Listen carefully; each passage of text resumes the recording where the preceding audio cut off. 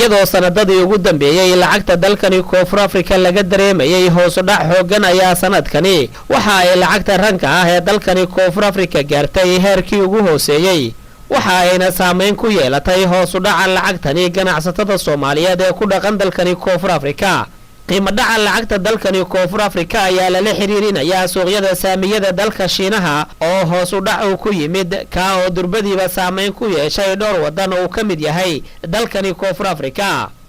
Koonfur Afrika ayaa xiriir ganacsi oo xoogan la leh dalka Shiinaha oo haatan laga soo sheegayo hoos u dhac dhanka dhaqaalaha ah. dalkani Koonfur Afrika ayaa badeecooyin badan u suuq geeya suuqyada dalka Shiinaha waxaana ka mid ah badeecadahaasi macdanta noocyadeeda kala duwan. madaxa bangiga Standard Bank ayaa sheegay in hoos u dhaca lacagta dalkani Koonfur Afrika ay saameysay guud ahaan ganacsiga dalka 25% iyadoona laga cabsi qabo in qiimo dhacani uu sii socdo tan iyo dhamaadka sanadkani.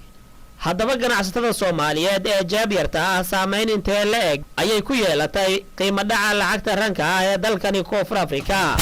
anigoo ah Maxamed Cabdirasaaq Aadan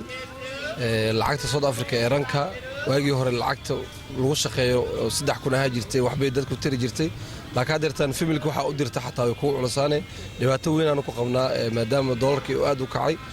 marka farqi weyn u dhaxay $100 lacag la dhiganta $100 oo kala hadana ziyaado ku noqotay marka saas anaga dad masaakiin oo dan yar askanayo meesha ku shaqeysto marka dhibaato weyn nagu talaa haysa la socoto dollarka korayo aaday kulay ganacsatada meel kasto wax walba aaday u saameeyay qof kasto wadanka ka shaqeynaya Soomaaliya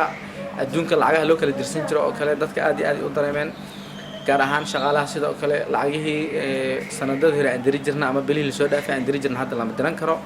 $100 qiimihii hore oo ahay hadda waxa uu maraa qiimo intaas ka gedisan saad la socoto ninkii tusaale ahaan aniga oo kale 250 aan diri jiray muu maleynaa in hadda aan diri karo qiimihii 250 aan ku diri jiray hadda waxay maraysaa $100 marka dhibaatadaasna waxa iskale sicir bar xasan kaafi maxamed shire telefishinka caalamiga Universal magaalada Cape Town.